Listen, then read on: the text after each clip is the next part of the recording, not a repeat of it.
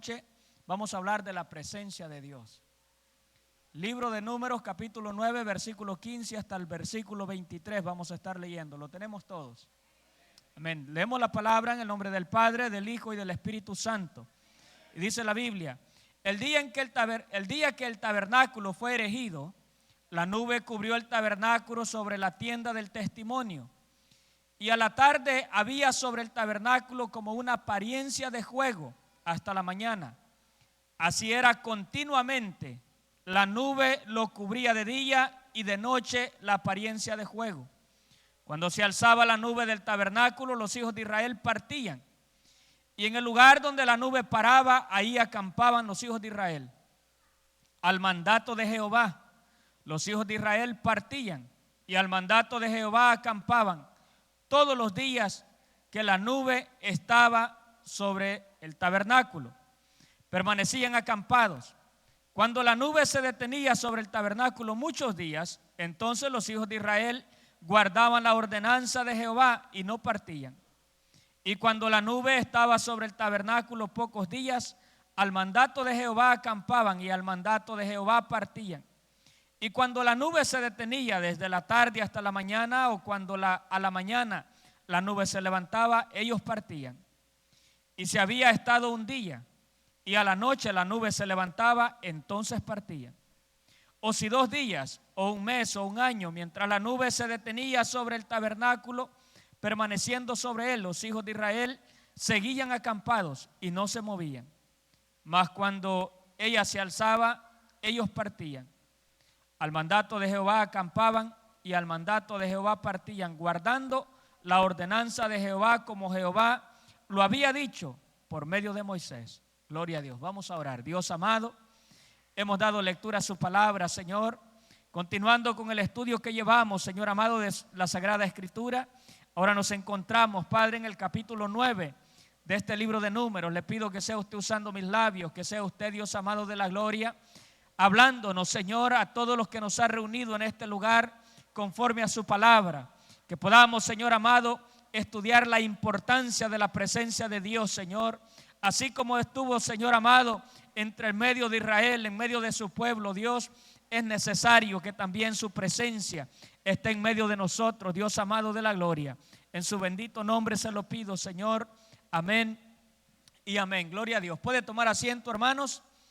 Como usted recuerda, siempre hacemos un recordatorio. Yo sé que durante la semana, en estos 7 días, se nos olvida lo que estuvimos estudiando.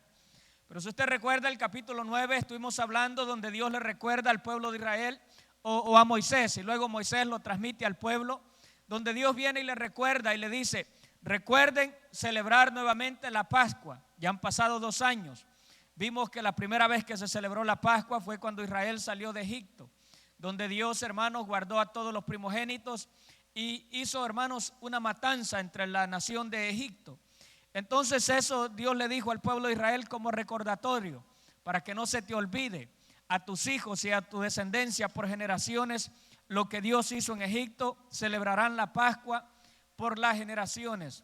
El segundo año ya, hermanos, de que han salido, en el primer mes, Dios les recuerda en el capítulo 9, versículo 1, y le dice a Moisés que deben nuevamente celebrar la Pascua. Y Dios, hermanos, establece, como lo había hecho antes, no es que establece, sino le recuerda: el primer mes, a los 14 días, debe celebrarse la Pascua. Ahora, hablábamos, hermanos, que nosotros cuando celebramos la Cena del Señor no celebramos la Pascua. En la Pascua hemos venido estudiando que era bien específico. Se mataba un cordero y ese cordero literalmente se comía. Nosotros no comemos carne cuando celebramos la Cena del Señor, donde Jesús dijo: este pan representa mi cuerpo, este vino, representa mi sangre, que es el nuevo pacto. Simplemente, hermanos, lo usamos como un símbolo. Pero tampoco hacemos, ¿verdad?, la oración de transfiguración, y eso lo hablamos el jueves anterior, donde la iglesia tradicional, según ellos, oran y literalmente, dicen ellos, el vino se convierte en sangre y el pan en carne. Pero los que han participado de lo que se conoce como la hostia testifican, ¿verdad?, que tiene sabor como cualquier galleta. Entonces no sucede lo que supuestamente se cree. Y nosotros tampoco lo hacemos con esa idea, sino que son los elementos que usamos, como dijo el maestro: haced esto en memoria de mí. Todas las veces que lo hicieres, ¿verdad?, la muerte del Señor anunciamos. Y hacíamos, hermanos, la diferencia entre que nosotros no celebramos la Pascua. Y quiero que entienda esto, porque esto es uno de los argumentos que usan, ¿verdad?, los judíos que se han convertido al evangelio y tratan, ¿verdad?, de que se debe celebrar la cena del Señor de cierta manera. No, nosotros lo hacemos tal y como lo describe Pablo en 1 Corintios capítulo 11, donde él dice: esto recibí yo del Señor. En otras palabras, él dice: lo que Dios me enseñó, esto les estoy escribiendo, y así debemos hacerlo. Y vimos, hermanos, que se presentó un problema en el capítulo 9, donde vinieron ciertos hombres, dice la Biblia, que no pudieron participar o celebrar la Pascua porque se habían contaminado con muerto. Entonces vinieron a Moisés y le hicieron la pregunta, ¿qué podían hacer si a ellos no se les estaba permitido ofrecer ofrenda a Jehová? Entonces vimos cómo Moisés consultó a Dios, pero la respuesta de Dios, hermanos, a mí me llamó la atención, porque Dios contesta a la pregunta de Moisés, pero agregó algo más, donde Dios le dijo a Moisés: no hay problema, todo el que esté de viaje o esté contaminado y no pudo celebrarla el día que está establecido, la puede celebrar el siguiente mes, a los 14 días. En el segundo mes debía esperar 30 días para poderla celebrar. Pero luego, hermanos, el versículo 13 del capítulo 9, Dios dijo: mas el que estuviere limpio y no estuviere de viaje, si dejare de celebrar la Pascua, la tal persona será cortada de entre su pueblo. Y hablábamos, hermanos, que Dios puso una ley donde no tenían la opción de no participar. Si la persona no estaba de viaje y no se había contaminado con muerto, debía participar de la Pascua. Ahora también estaba, hermanos, el que se atrevía, estando, hermanos, inmundo, y se atrevía a participar de la cena del Señor, Dios también lo iba a matar. Era algo, hermanos, Dios pone esta ley donde el que deja de hacerlo moría, y el que lo hacía indignamente, como dice Pablo en 1 de Corintios 11, el que participa de la cena del Señor indignamente. Y esto, hermanos, debemos nosotros tomarlo en cuenta. Y hablábamos el jueves anterior en no jugar con las cosas sagradas de Dios. Y aquí es donde quiero yo detenerme un momento, hermanos, porque solo porque la Biblia específicamente en 1 de Corintios capítulo 11 habla de que no debemos abusar de la cena del Señor, y el que la tomara indignamente, dice Pablo, por eso hay algunos que están enfermos o otros ya duermen, que han muerto por abusar o hermanos, no tomar en serio o jugar con las cosas sagradas de Dios. Muchos, hermanos, le tenemos un gran respeto a la cena del Señor. Tenemos un respeto donde y a propósito este domingo lo vamos a estar celebrando, cuando se anuncia o cuando se celebra, muchos se limitan a no participar. Algunos se peleó con la esposa o está peleado con el jefe, cualquiera sea el problema, ¿verdad?, que tenga, o sabe que le ha fallado a Dios y se limita a participar. Pero ¿por qué no hacer lo mismo con las otras cosas que son sagradas para Dios? Como ejercer el privilegio, como subir acá arriba, o cuando le dan el privilegio de dirigir un culto, donde usted ser honesto y decir: hermano, no puedo, mejor ponga a otro.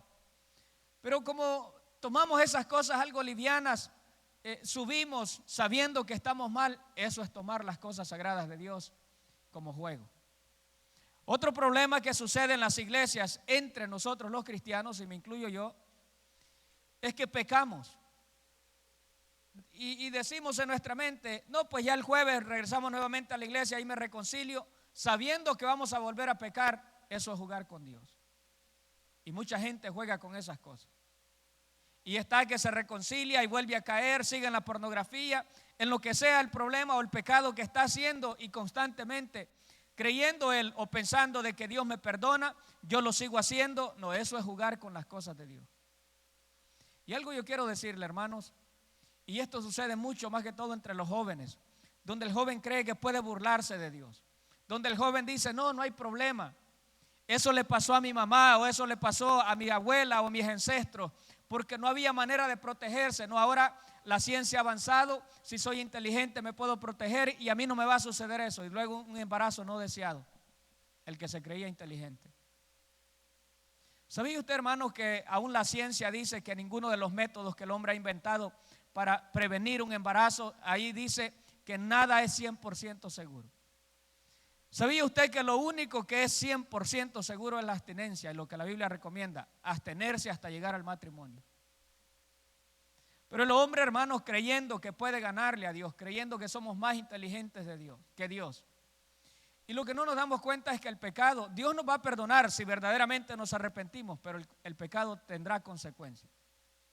O como el hombre que se aparta de Dios cree que, no, pues yo vivo bien, ya tengo 1 mes, 2 meses, 6 meses, 1 año de que ya me aparté de Dios, no me ha pasado nada. Lo que el hombre no se da cuenta es que aparte de que ponen en riesgo su alma, de que en cualquier momento puede morir e ir al infierno, también arrastra a sus hijos con él.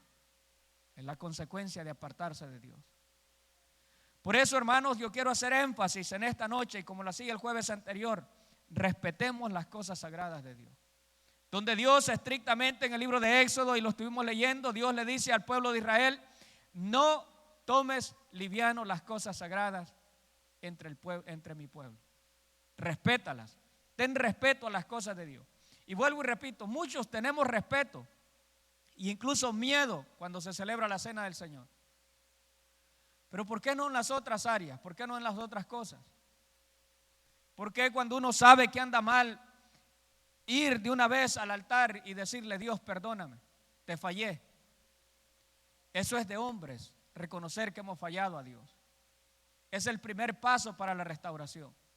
Como dice el salmista, el que encubre su pecado, ese no prospera. Mire, hermanos, cuando alguien peca, lo primero que uno pierde es la paz. Está con ese constante temor. ¿Y si Dios viniera hoy?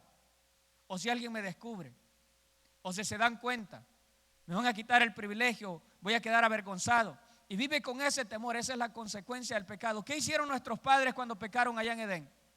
Se escondieron, dice la Biblia. Y Dios le pregunta a Adán cuando lo llama: Adán, ¿quién te enseñó? Cuando Dios lo llamaba, y Adán le dice: me escondí porque estoy desnudo. Es la consecuencia del pecado. Usted verá, hermanos, cuando alguien peca, sin que nadie le diga, solo se aleja de la iglesia.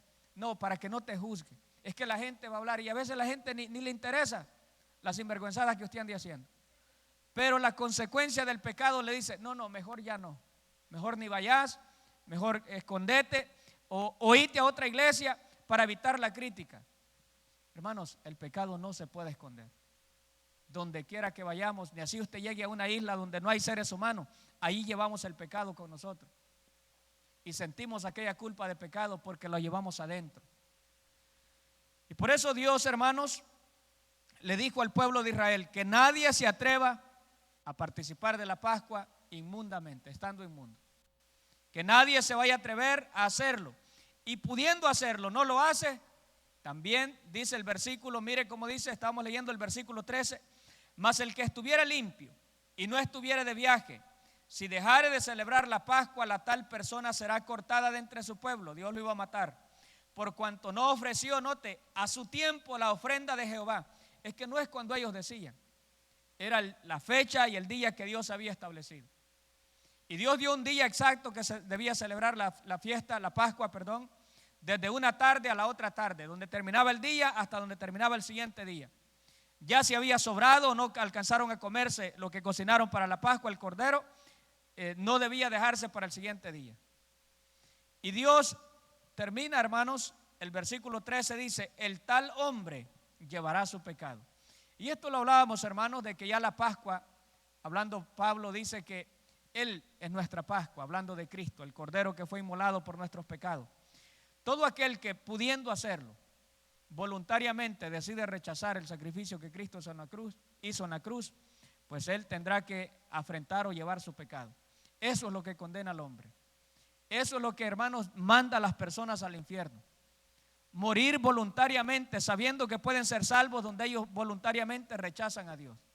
Donde algunos dicen: no, es una religión, invento del hombre, Dios no existe, así es que cuando uno muere ahí acaba todo. Eso es lo que el diablo le da a entender a muchos según estudiosos de este tiempo.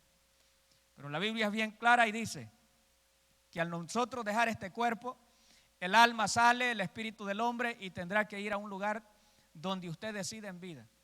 Y la Biblia describe 2 lugares, el paraíso y el infierno, un lugar de tormento. Pero ahora llegamos, hermanos, al capítulo 15, la segunda parte de este libro que hemos leído. Y me llama, hermanos, mucho la atención, porque aquí, hermanos, el escritor de Números nos describe un evento que yo me imagino, las naciones que vieron esto, hermanos, se admiraban. Mire, en el tiempo que estamos leyendo, todos los pueblos tenían deidades, tenían dioses que adoraban. Y la Biblia nos describe, y veremos más adelante, ¿verdad?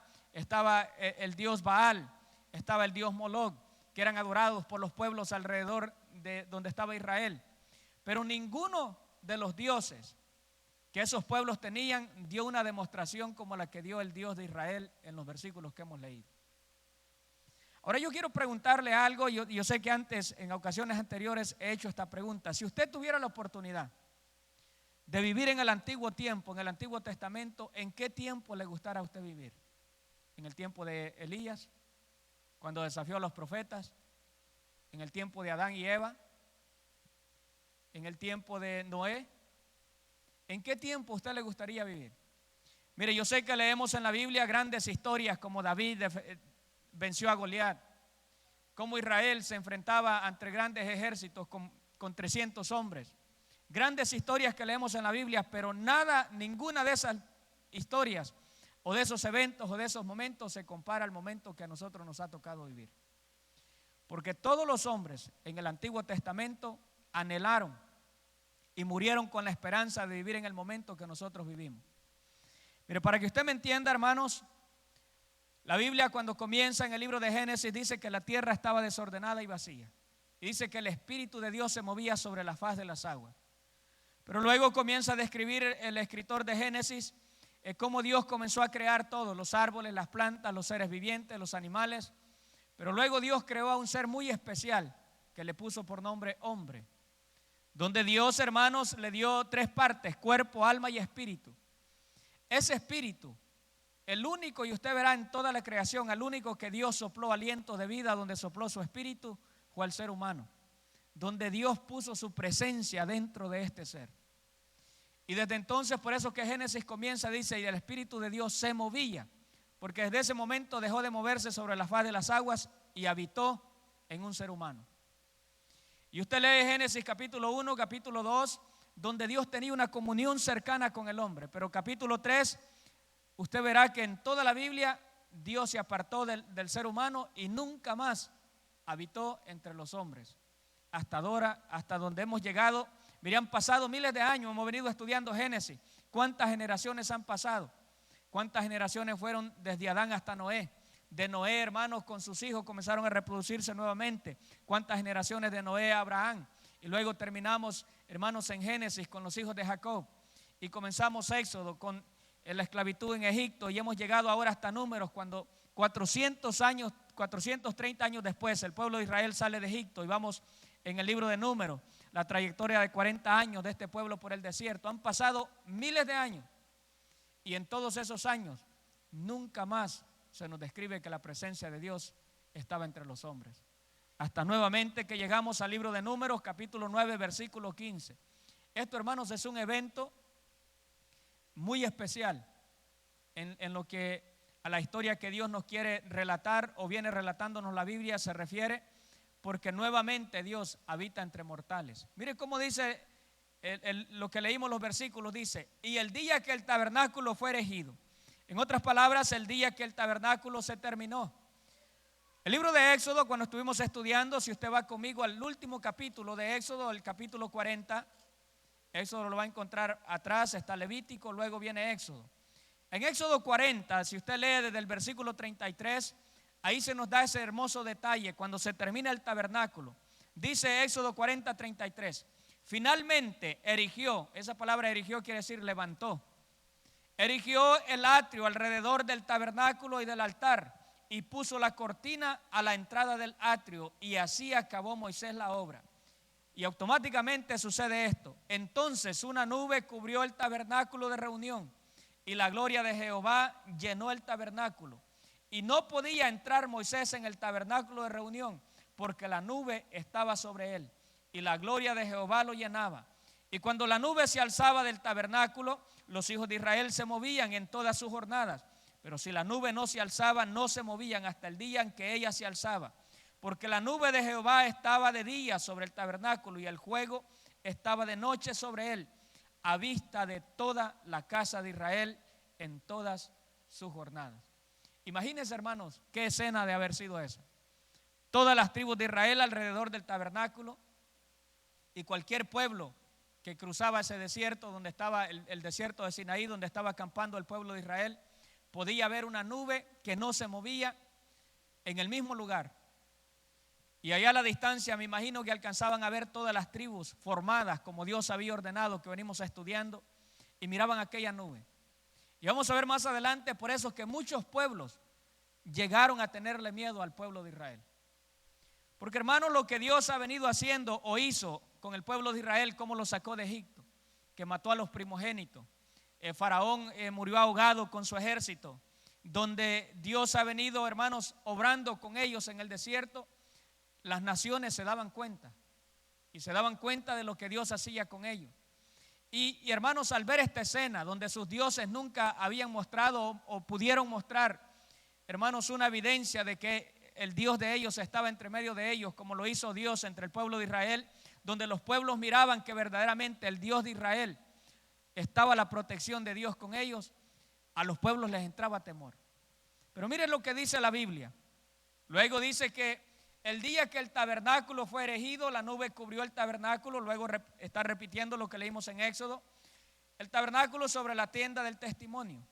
Y a la tarde había sobre el tabernáculo como una apariencia de fuego hasta la mañana. Y note lo que dice, así era continuamente. Dice que de día una nube sobre el tabernáculo.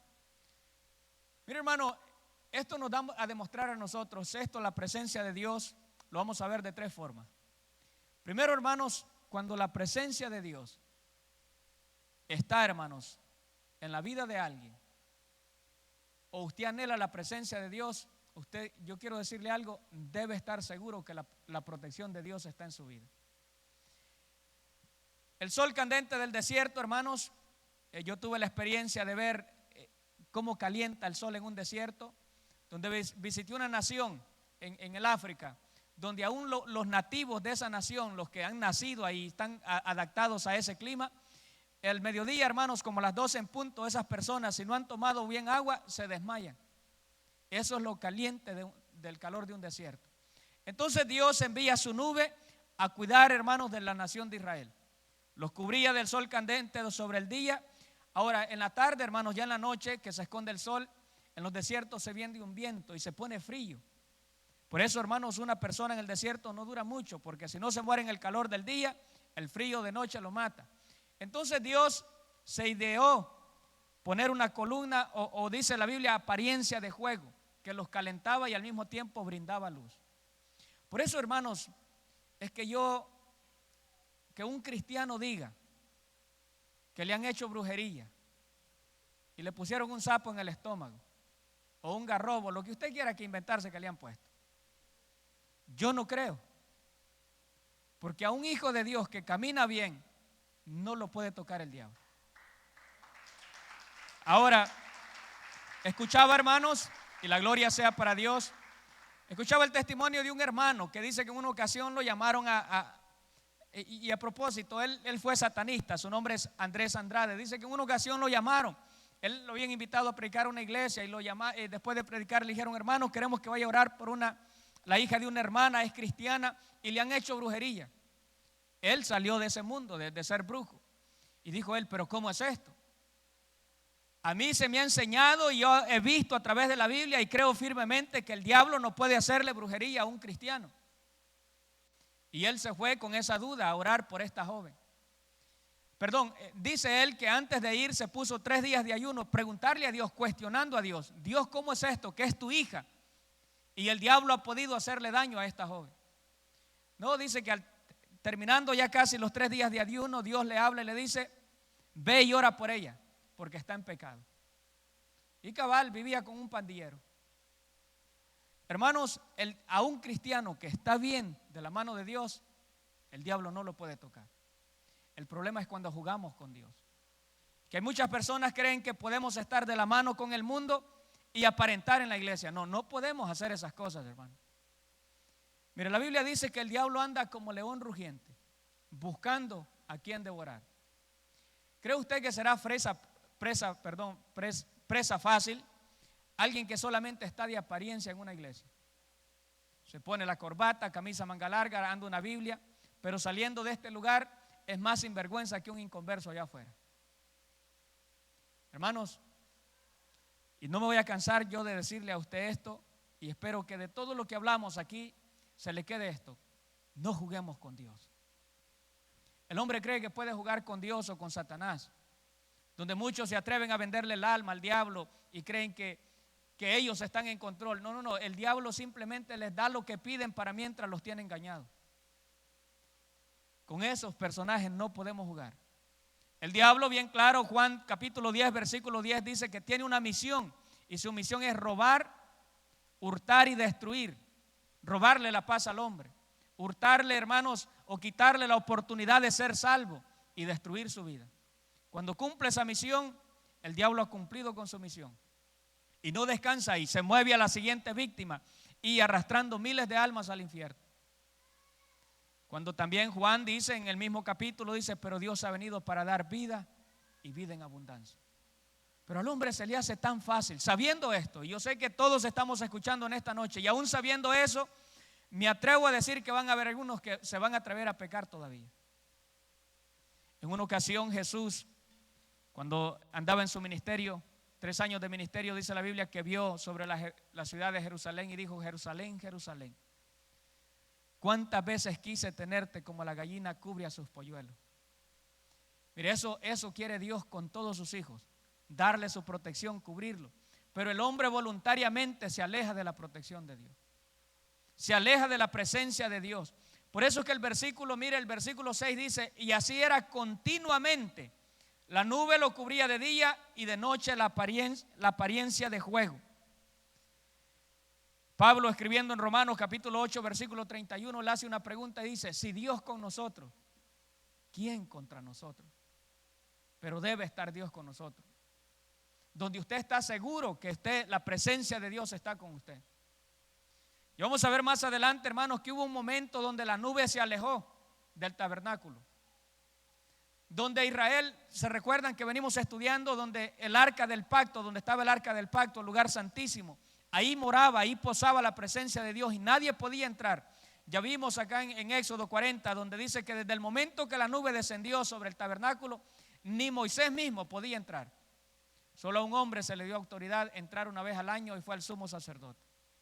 Ni Moisés, por muy buen amigo que era de Dios, ni Moisés, que tuvo la oportunidad de hablar con Dios como ningún hombre lo ha hecho, donde Moisés hablaba con Dios y Dios le contestaba en el momento.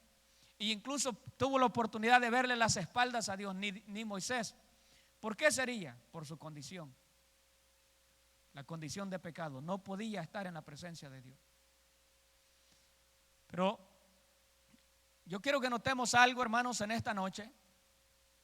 Dice el versículo 16 que continuamente la nube cubría de día y cubría de noche, de día y noche. Así debe ser en nuestra vida la presencia de Dios, continuamente. Pero ¿por qué será, hermanos, que venimos a este lugar, lloramos, sentimos la presencia de Dios, pero al salir de este lugar durante la semana no lo volvemos a sentir? Uno de los problemas es, hermanos, es que muchos vivimos como se vivía en el Antiguo Testamento. Le decía al principio que el mejor momento que nos ha tocado vivir es el tiempo que nosotros estamos viviendo, lo que se conoce como el tiempo de la gracia. En el antiguo tiempo, hermanos, después que el hombre pecó, usted no encontrará ningún versículo de la Biblia donde diga que el Espíritu de Dios posó en un hombre todo el tiempo. Los profetas, dice la Biblia, que dice: y vino el Espíritu de Dios y le daba que hablara o le mostraba lo que iba a hablar, pero luego se apartaba nuevamente. Cuando David danzaba, sentía la presencia de Dios, pero nuevamente se iba. Nunca, hermanos, y donde hemos leído en Números capítulo 9, la presencia de Dios era visible. Pero note esto: la presencia de Dios estaba en medio de ellos, pero no la podían sentir, solo podían verla. Y mucho menos podían acercarse, donde Dios dijo: si alguien extraño se acerca, yo lo voy a matar. Solamente los levitas podían llegar hasta el lugar santo, al atrio, y el sumo sacerdote al lugar santísimo. De ahí nadie más podía acercarse. Y ni aún este hombre, hermanos, cuando entraba al lugar santísimo, la Biblia en ningún momento dice, y la presencia de Dios lo llenaba y sentía la presencia de Dios. Solamente miraban la presencia de Dios. Yo quiero que vaya conmigo a unos versículos donde Dios, hermanos, vino marcando y mostrando que eso iba a cambiar a través de la historia. El profeta Ezequiel, en su libro, hermanos, que lleva su nombre, Ezequiel capítulo 36. Ezequiel 36, versículo 26. Ahí, hermanos, este profeta dio una profecía hablando de lo que Dios iba a hacer. Ezequiel capítulo 36, versículo 26, Dios dijo: os daré corazón nuevo y pondré espíritu nuevo dentro de ustedes, y quitaré de ustedes, de vuestra carne, el corazón de piedra, y os daré un corazón de carne. Pero el 27 es donde quiero que entendamos, y dijo Dios: y pondré dentro de ustedes mi espíritu, y haré que andéis en mis estatutos, y guardéis mis preceptos, y los pongáis por obra. Primera vez que se escuchaba este concepto en el Antiguo Testamento. Ahora, el profeta que lo dio, él lo creyó, pero no lo vivió.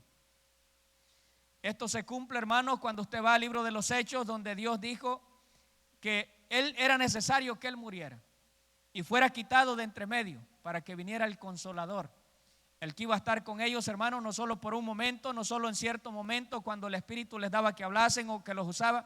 No, dijo él, todos los días de nuestra vida. Así debe ser la presencia de Dios continuamente en la vida del hombre. Y esto, hermanos, vaya conmigo al libro del profeta Joel. Luego Joel, hermanos, define o da más clara esta profecía. Joel capítulo 2, versículo 28, dijo el profeta: y después de esto derramaré mi espíritu, dijo él, sobre toda carne, y profetizarán vuestros hijos y vuestras hijas. Vuestros ancianos soñarán sueños, y vuestros jóvenes verán visiones. Y también sobre los siervos y sobre las siervas derramaré mi espíritu en aquellos días, donde Dios no hará excepción de personas. Le dije, en el Antiguo Testamento solo a 3 personajes visitaba el Espíritu Santo: a un profeta y a un rey. Solamente, hermanos, a 2 personajes: a los profetas que Dios había llamado y a un rey. Y a Moisés, que la Biblia dice que había puesto su espíritu sobre él, donde por cierto momento, cuando este hombre iba en la presencia de Dios, Dios hablaba con él, pero nunca estuvo, hermanos, como está ahora con nosotros. Ahora, el problema de esto es, y le dije que muchos vivimos como en el Antiguo Testamento. Muchos venimos a este lugar creyendo que aquí está la presencia de Dios. Incluso hay personas que me han dicho: hermano, orar en la casa no es lo mismo como orar en el building del templo. Yo quiero que usted entienda algo en esta noche.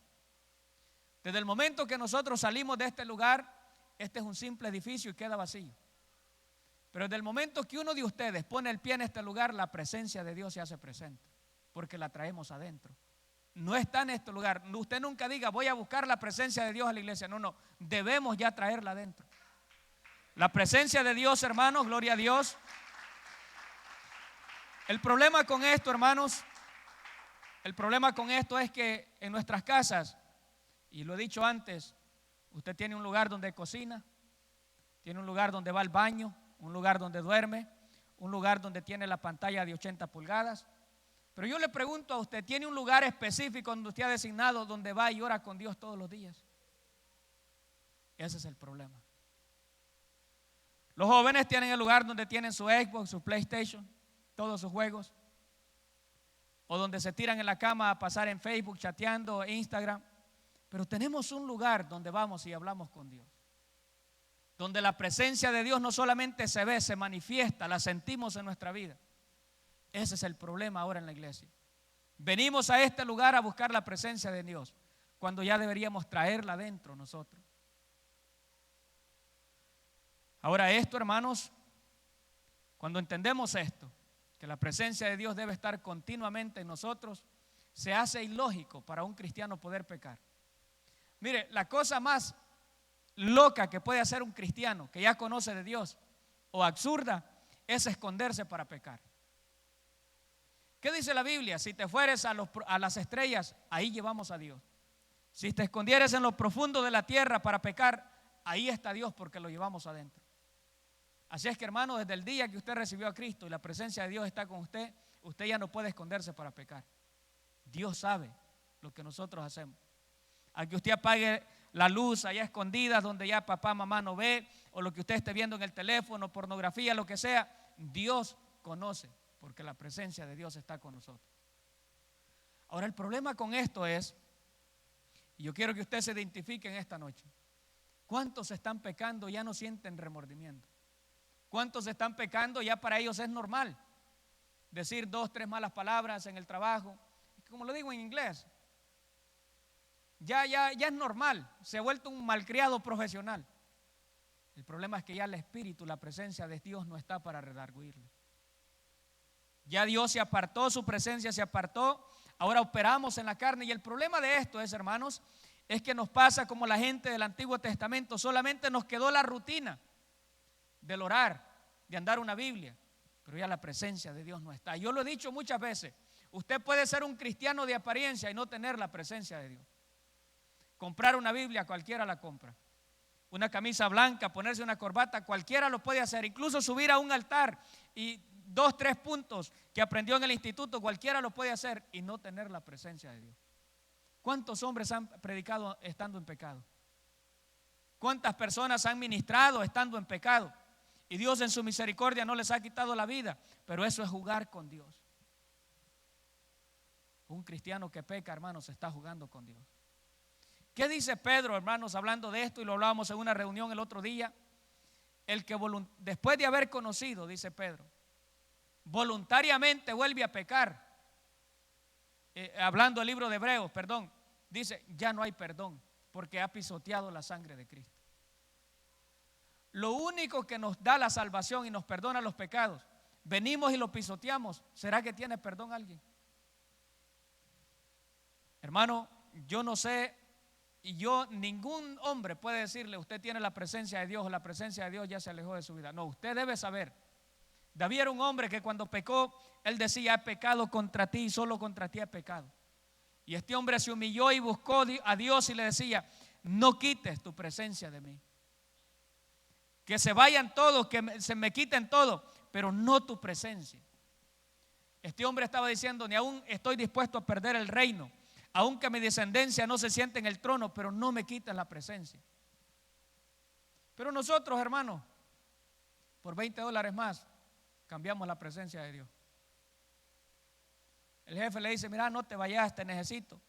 Te voy a dar $2 más. Se queda por $2. ¿Cuánto vale para usted Dios? ¿Cuántos hermanos preferimos mejor perdernos un servicio y sacar el trabajo? Preferimos complacer mejor al jefe y no al jefe que nos da la vida. Y esto, hermanos, yo quiero que entienda algo en esta noche y la seriedad de esto. Si la presencia de Dios no está en su vida, yo le puedo decir con seguridad y certeza que si Dios no está en su vida, Satanás está en su vida. Jesús fue bien claro y dijo, no podemos servir a dos señores. Mire, Dios diseñó al hombre que el corazón del hombre solo tiene lugar para uno nada más. Él dijo, no podemos amar a dos señores, porque amaremos a uno y menospreciaremos al otro. Los que han tenido amantes o los que han sido infieles, yo sé que me van a entender.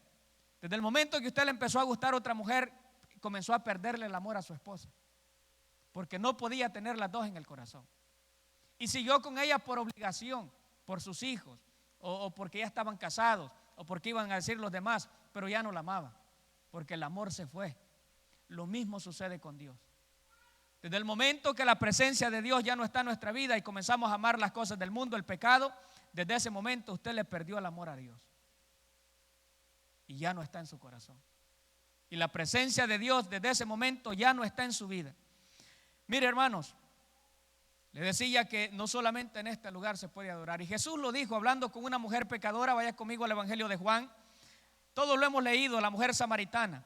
Pero aquí declaró el maestro algo, hermanos, que estaba a punto de suceder. Todavía no había sucedido, pero le estaba profetizando a esta mujer, diciéndole, si supieras con quién hablas, tú le pedirías agua a él Y lo que te voy a decir está a punto de suceder, porque aquella mujer le decía, no, es que unos dicen que hay que adorar en Samaria, otros dicen que hay que adorar allá en el templo. Y Jesús le dijo, en Juan capítulo 4, versículo 21, Jesús le dijo, mujer, créeme que la hora viene, note esto, la hora viene cuando ni en este monte ni en Jerusalén adoraréis al Padre. Yo les digo en esta noche, la hora ha llegado que ni en este lugar, ni en su casa, ni en el carro se puede adorar en cualquier lugar, con tal usted busca la presencia de Dios.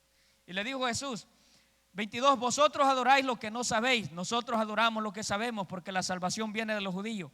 Mas la hora viene y ahora es cuando los verdaderos adoradores adorarán al Padre en espíritu y en verdad, porque también el Padre tales adoradores busca que le adoren. Dios es espíritu, y los que le adoran en espíritu y en verdad, note esto, si quieren, si pueden, es necesario que le adoren en espíritu y en verdad.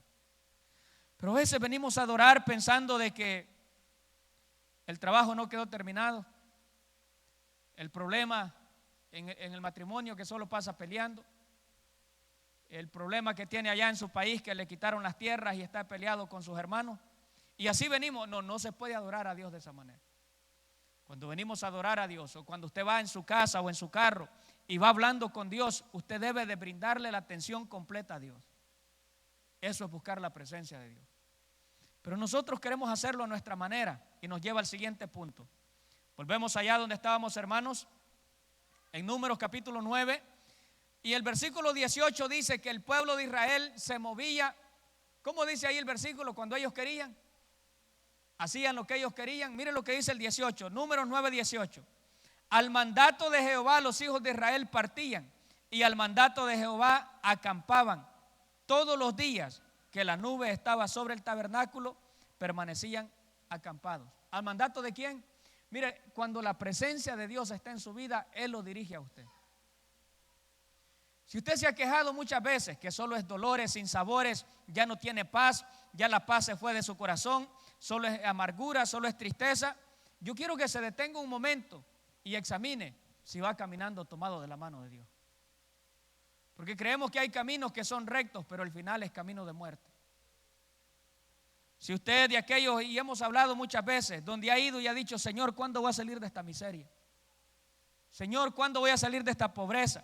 Señor, mi hijo, problemas en la escuela, que aquel se peleó, que me expulsaron al otro. Señor, ¿hasta cuándo? Es momento de examinar nuestro caminar. Verdaderamente estamos en la presencia de Dios. ¿Quién dirige nuestra vida? El momento que Israel obedeció a Dios y hacía lo que Dios le hacía, no tuvieron problema. El problema está cuando alejamos la presencia de Dios de nuestra vida. El libro de los Hechos, capítulo 1, versículo 4 al 5, Jesús le dijo a los apóstoles, a los que habían quedado después que Él murió y resucitó, antes de ser levantado a los cielos, les dijo, no se muevan, esperen que el Espíritu Santo venga, Él los va a capacitar y entonces, hasta entonces me serán testigos. Hasta que mi presencia venga y los dote y les dé poder, hasta entonces. Y luego leemos capítulo 2 del libro de los Hechos, donde lo que se había profetizado por siglos, donde Dios dijo, y pondré adentro de ellos mi presencia. Ya no estaré visiblemente como estuvo en el Antiguo Testamento, no, ahora caminaré con ellos. Y Jesús dijo, es necesario que me vaya y el Consolador venga. Y dijo Él, y entonces estaré con ustedes todos los días de su vida. Desde el momento que usted recibió a Dios, si usted no contrista la presencia de Dios, yo puedo asegurarle que hasta en el último momento que usted dé su suspiro de vida, ya sea en una cama de un hospital o donde sea, Dios estará con usted. La presencia de Dios estará, es la promesa que Él dio. Y el libro de los Hechos se cumple la promesa, y por primera vez, miles de años, pudiéramos decir 4,000 años después de que el hombre pecó, la presencia de Dios se alejó de Adán y Eva y volvió nuevamente a habitar y posar entre mortales. Comenzó moviéndose sobre las aguas. Dios creó a un ser inteligente que podía razonar, podía tomar sus propias decisiones, y Dios puso su espíritu dentro de ese ser. El hombre pecó, la presencia de Dios se alejó, pero luego vino Dios nuevamente, y Pablo por eso habla de esto, dice, y Él vino a reconciliar a los hombres con Dios. Nosotros nos apartamos, nosotros le ofendimos, pero Él todavía viene a reconciliarnos. Miren lo que Dios vino a hacer. No, hijo, yo sé que te has apartado, pero te perdono. ¿quieres recibir mi perdón? En vez de nosotros ir y decirle, Dios, perdóname, te fallé. Él vino a buscarnos a nosotros. Entonces Pablo dice que vino a reconciliar a los hombres con Dios. Y todo aquel que le recibe, viene el Espíritu Santo y nuevamente posa como Dios quiso que fuera en el estado original, que cuando Dios creó al hombre en el Edén. Y usted verá, hermanos, que desde Génesis capítulo 3 hasta Apocalipsis, todo el propósito de la Biblia es volver nuevamente al hombre al estado original que Dios siempre quiso. ¿Cuántas veces usted verá donde Dios trata con Israel y le dice, si obedeces mi palabra y guardas mis mandamientos, yo te voy a bendecir y vas a tener mi protección? No, Dios le decía, sigan por aquí, y ellos iban por otro lado. Lo mismo que sucede con nosotros. Eso es cuando no está la presencia de Dios en nuestra vida. Toma usted decisiones y consulta con Dios. El problema es que tomamos decisiones, nos salen mal las cosas, y después que ya no sabemos qué hacer, entonces vamos y le preguntamos a Dios. Y incluso le acusamos y le decimos, Señor, ¿por qué me está sucediendo esto a mí? Y Dios allá arriba, bueno, no me preguntaste. Te crees absoluto, que puedes hacer lo que querés, entonces yo te suelto la cuerda. El problema es cuando Dios la jala y nos aprieta el cuello. Ahí sí lloramos, como dice el pastor Zavala, como gata tierna. Señor, cuando el doctor da el pronóstico y dice es maligno, no hay cura, ahí sí buscamos la presencia de Dios.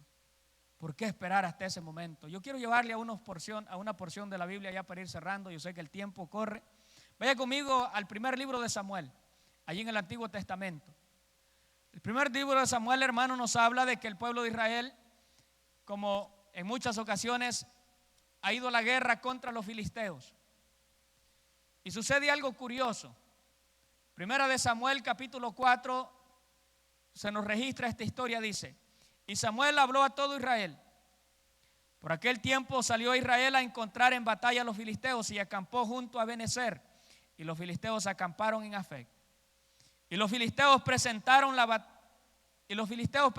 batalla a Israel.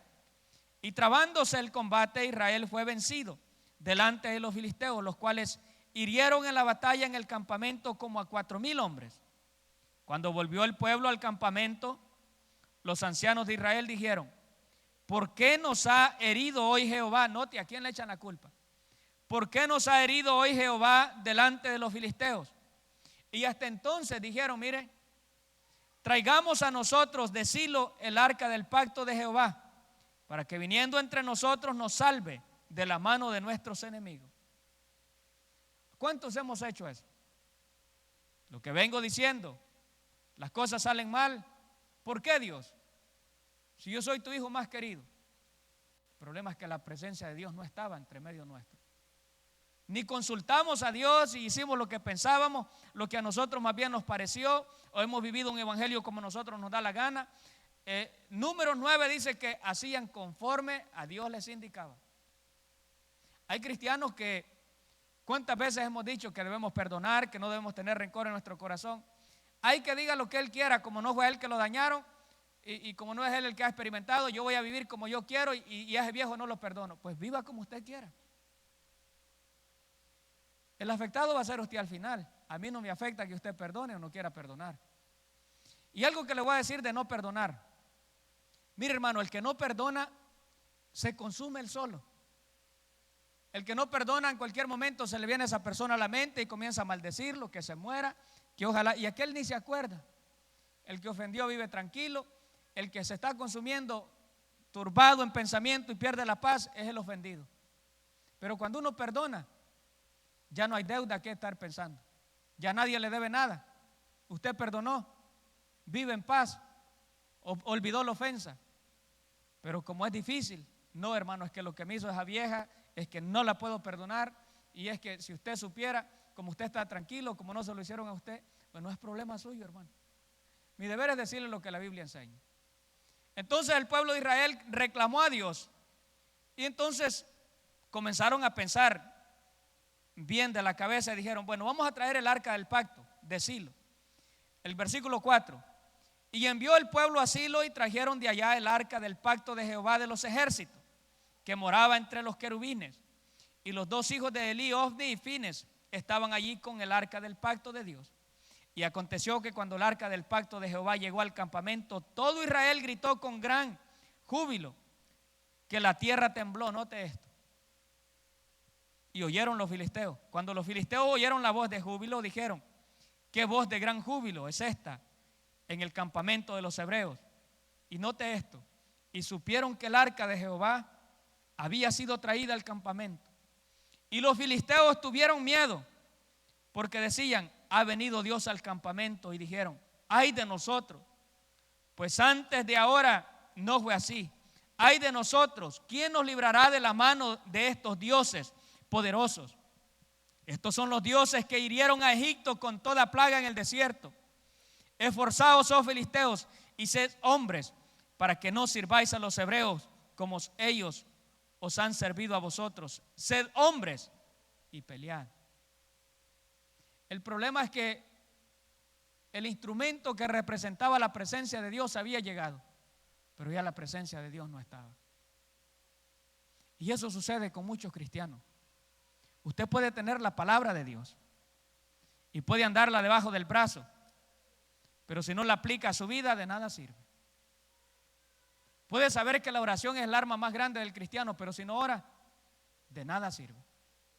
Se puede vestir como un cristiano y asistir a todos los cultos, pero si no está la presencia de Dios, simplemente quedó el instrumento que representa la presencia de Dios, pero está vacío. Porque mire, seguimos leyendo los versículos. 10 dice: pelearon pues los filisteos e Israel fue vencido, aún estando el arca ahí, y huyeron cada uno cual a sus tiendas, y fue hecha muy grande mortandad, pues cayeron de Israel 30,000 hombres de a pie. 34,000 hombres perdieron ese día. 4,000 en la primera batalla y 30,000 en la segunda. ¿Cree usted que estos no fueron y preguntaron a Dios qué pasaba? Si usted lee, ya lo hemos leído los capítulos anteriores, el problema es que el sumo sacerdote que estaba en ese momento, que era Elí, era un desorden. Sus hijos pecando en el templo, dormían con las muchachas, abusaban de las ofrendas que traía el pueblo. Un solo desorden en el liderazgo. La presencia de Dios se había alejado. ¿Cómo está nuestra vida? ¿Cómo estamos nosotros, hermanos? ¿Cómo está nuestra vida? ¿Cómo está la presencia de Dios en nuestra vida? ¿Por qué será que vivimos de la manera que vivimos? Yo sé que vamos a ser tentados, yo sé que vamos a pasar por el desierto, pero la Biblia dice que Dios no pone pruebas que no podamos llevar. Pero hay también algo que debemos tomar en cuenta. Cuando Dios no está, cuando la presencia de Dios se ha alejado, hay problemas. Se va la cobertura de Dios, la dirección de Dios ya no está, nos vamos para donde nosotros queremos, ya la nube no nos dirige, sino que hacemos lo que nosotros queremos, lo que más bien a nosotros nos parece. Y en vez de consultar con Dios, vamos a preguntar: pastor, ¿qué me aconseja? O si no a otro pastor, o si no en las redes sociales, a quien más o menos quiera creerle, pero menos a Dios. No, a Dios debemos consultar. Los hombres somos humanos y nos equivocamos. Y vamos a juzgar según lo que nosotros experiencia o lo que nosotros creemos o lo que hemos leído en la palabra. Pero Dios le va a dar la dirección que lo va a sacar al otro lado. Cualquiera sea el problema, hermano. Mire, ya para ir cerrando, la Biblia nos describe allí siempre en Números. Vaya conmigo a Números. Le da vuelta a la hoja. Solo vamos a leer ese versículo porque más adelante lo vamos a estudiar. El capítulo 12, versículo 9. Hubo un problema entre el liderazgo de Moisés y sus hermanos. Comenzaron a tener envidia de él. Y ahí se describe hasta racismo, porque comenzaron a acusarlo de que se había casado con una mujer negra. Entonces, mire lo que dice el versículo Números 12:9. El versículo 9 dice: entonces la ira de Jehová se encendió contra ellos y se fue. El 10: y la nube se apartó del tabernáculo, y he aquí que María estaba leprosa como la nieve. Y miró Aarón a María, y he aquí que estaba leprosa. Se apartó la nube. El tabernáculo quedó ahí, pero ya la nube no estaba. A muchos solamente les quedó la costumbre. Por eso es que, hermanos, repetimos una y otra vez: el evangelio no es religión. Pero lamentablemente hay muchas personas que viven una religión. No, es que si me bautizo, si hago lo que los líderes me dicen, si sigo las reglas al pie de la letra, No, usted no debe seguir reglas. Usted lo que debe asegurarse es que está bien con Dios. Eso es lo más importante. Pero muchos estamos más preocupados en complacer al hombre, en los rudimentos que los hombres han puesto. No, es que si usted se viste de esta manera, camina de esta manera. No, si le da la mano solo a las mujeres, a los hombres no. Si los hombres se sientan a este lado, las mujeres a este lado. No celebra cumpleaños, no hace tantas cosas. Entonces sí me voy a salvar. ¿A dónde dice eso la Biblia? La Biblia, en Romanos capítulo 10, versículo 9 dice: si confesares con tu boca y creyeres con tu corazón que Jesús se levantó de los muertos, serás salvo. Así de fácil es la salvación. Los hombres le hemos complicado tanto. Ahora, eso parece fácil, porque cualquiera puede recibir una oración: Señor, te recibo como mi único suficiente Salvador, escribe mi nombre en el libro de la vida. Pero si no lo cree en su corazón, simplemente repitió una vana oración. Es de confesarlo y creerlo en el corazón. Cuando usted cree algo, hermano, y sabe que es verdad, usted lo guarda y mantiene eso toda la vida, el resto de su vida, ¿sí o no? Cuando usted sabe que si alguien le dice que el cielo es azul y de repente viene alguien y le dice no, es verde, usted sabe que una gran verdad, que cuando está claro el cielo se ve como azul y nadie lo podrá cambiar de esa verdad, y usted lo llevará hasta que vuelva a la tumba, que el cielo es azul cuando hay claridad y no está nublado. Así debe ser la verdad que hemos encontrado ahora, donde nada lo debe mover y usted está una certeza y mantiene esa firmeza en esa verdad hasta que usted muera. Pero muchos no hemos creído de esa manera. Simplemente repetimos una oración nomás. Por eso es que vuelve a pecar. Por eso es que cae una y otra vez. Porque no está 100% seguro. Como dice Pablo en Romanos 10:9: si confesares con tu boca y creyeres en tu corazón que Él es la verdad, que al levantarse Él de los muertos te dio salvación, vas a mantener esa verdad hasta el último momento de tu vida. ¿Por qué es que muchos pecan? Porque no han creído en esa verdad al 100%. Y la presencia de Dios no está en nuestras vidas. Algo que dijo Moisés cuando salió de Egipto, allá en Éxodo capítulo 33, versículo 15, le dijo a Dios: si tu presencia no va conmigo, no nos saques de este lugar. Preferimos estar en esclavitud aquí en Egipto. Tu presencia debe ir con nosotros. Eso debemos decirle nosotros a Dios. ¿Cómo hemos caminado nosotros nuestra vida, hermanos, hasta este momento? ¿Quién dirige su vida? ¿El estilo de vida que usted vive será algo que Dios está complacido, se agrada a Dios? ¿O simplemente vivimos una religión donde adorar a Dios para nosotros solamente en este lugar? Al nomás salimos de este lugar, la iglesia desaparece, no hay iglesia. No hay hombre que estén constante en la oración. No hay hombre que estén constante y mujeres escudriñando la palabra. Donde volvimos a abrir la Biblia, nada más la volvemos a abrir hasta que volvemos nuevamente a este lugar. Debemos mantener una constante relación con Dios. Y yo hago hincapié en esto, hermanos. Eso es algo que yo no puedo ayudarle. Yo puedo decirle lo que la Biblia enseña y lo que la Biblia dice, cómo se busca a Dios o cómo mantenemos una relación constante con Dios. Efesios capítulo 6 habla, dice, en la espada de la fe, que es la palabra, el yelmo de la fe, el escudo de la fe, habla de la oración, y Pablo dice, orando constantemente. Así nos mantenemos, hermanos, firmes y listos para la batalla. Yo quiero cerrar con esto. En una ocasión traía una enseñanza a los hermanos líderes y les decía, y Pablo compara esto y dice que nosotros como buen soldado debemos pelear la batalla, estar firmes en todo momento.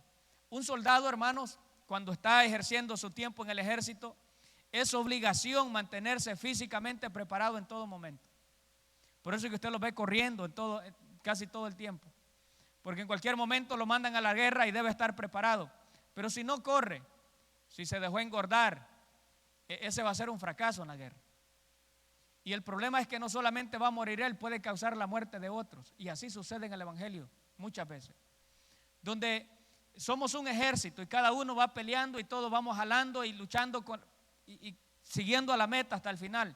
El problema es que muchos hermanos no están preparados, no se preparan como buen soldado. Cuando llega el momento de pelear, hablando en el área espiritual, otros tienen que llevarlos cargados, porque ellos no pueden. hermano, ore por mí. Hermano, ayúdeme, mire, estoy pasando este problema. Pero un buen soldado, ese está siempre firme. Sabe en quién ha creído. No importa el problema, dice, yo sé quién está conmigo. Así como Israel tenía la confianza y decía, no, si la nube está con nosotros, no, si el juego de noche está con nosotros. Fue una escena, hermanos, que todos los pueblos lo vieron. Por eso estos hombres, cuando fueron a la guerra, creyeron ellos que la presencia de Dios estaba en el arca, pero ya la presencia de Dios se había alejado. Así es Satanás, hermanos. Un cristiano que tiene la presencia de Dios, el diablo le tiene miedo. Pero a un cristiano, hermanos, que solamente vive una religión, donde solamente somos la emoción. ¿Cuántos hermanos hemos venido a este lugar y lloramos en la presencia de Dios y nos sentimos bonitos por un momento y solo es la emoción, pero luego volvemos a nuestros hogares, a nuestras casas y no sentimos nada? Y por eso muchos hemos llegado a creer que solo aquí está la presencia de Dios. Pero yo sé que en medio nuestro, y son contados, aquellos que allá solas en su habitación lloran en la presencia de Dios. O va en su carro y de repente Dios lo toca porque va hablando con Dios y comienza a llorar. Eso es tener la presencia de Dios. Entonces no solamente en grupo, hermano, se puede sentir, no. ¿Qué dijo Jesús hablando de la oración? Cuando ores, está hablando de la oración personal, porque hay dos clases de oración y lo hablábamos cuando hablábamos de esto y no es que me estoy saliendo del tema. Cuando hablábamos está la clase de oración que se hace en grupo, en congregación, donde oramos todos juntos, como hacemos el martes. Pero está la oración más importante, es la personal, la que usted hace solo, donde Jesús dijo, cuando ores, dijo él, enciérrate en el aposento. Y tú solo y tu Padre. Y ahí oramos con Dios a solas. Y cuando dice solo, como dijo un hermano que nos trajo una enseñanza, donde ahí no entra, hermano, los problemas, ahí no entra el trabajo, ahí no entran los patojos o los hipotes, como usted quiera llamarle. Ahí solamente usted y Dios, y dejamos todo afuera. Eso es estar en comunión con Dios. Pero lamentablemente muchos lo hemos perdido. Examine por un momento. Tenemos un lugar específico para todo en el hogar, pero menos para Dios. Si usted es de las personas de que solo es pleito, donde hasta ha llegado a pensar que la salida es separarse mejor, porque ya no le ve solución a eso, detengámoslos por un momento. ¿Ocupa Dios un lugar en nuestra vida? ¿Tiene Dios un lugar en nuestro hogar? Y cuando hablo de Dios, no es que simplemente hablamos de Él, no, donde usted constantemente, donde usted ya, mire hermanos, y con esto voy a cerrar. Nosotros decimos tener la verdad. Decimos que el Dios de nosotros es el Dios verdadero. Pero ¿por qué será que los musulmanes adoran mejor que nosotros? ¿Usted ha visto un musulmán cuando le llega la hora de orar en el DMV, en el hospital puede estar, ese hombre saca su manta y no le importa en frente de quién y comienza a orar? ¿Habremos cristianos de esa manera? Donde usted ha establecido una hora, no, esta es la hora que yo oro todos los días a Dios. No, hermanos, algunos ni hora tenemos. 2 palabras antes de acostarnos y a veces ya hasta tirados en la cama. Dios sabe que aquí dormido, Señor, y se queda dormido hablando. ¿Será eso una oración? Y después nos preguntamos, ¿por qué, hermanos, nuestra vida espiritual es una vida raquítica? ¿Por qué cualquier problema nos mueve? ¿Usted ha visto cristianos, cualquier problema?